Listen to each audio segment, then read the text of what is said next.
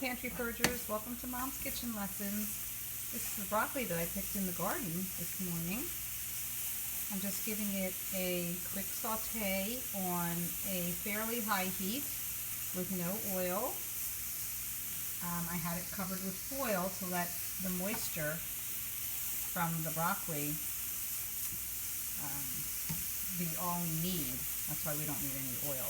What I did first was I sauteed down the leaves, and I sauteed some onions and garlic, and that's waiting in the bowl here. And when the broccoli is done, I'm going to put these broccoli stalks right on top of the leaves and the onions and the garlic, and that'd be very, very tasty. We don't need anything else. You could have a little salt on it, but you might not need the salt because of the garlic and onions.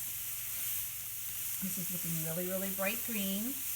I'm getting it a little charred because that's how we like it. So you might be able to see that there's some charring going on the broccoli. I cooked all the broccoli, even the ones with the yellow flowers. So here's one with the yellow flowers. So I'm cooking all the stalks and some of the stalks. I mean, I cut a lot of the stalks off, but some of the stalks had a lot of little florets on them. So I am using those stalks. And, these are all fairly young, so the stalks are very thin. And the same with the leaves. I didn't really have any giant leaves, so I didn't have to take too much of the stems out of the leaves. When you have the really big leaves, you have to de-stem them.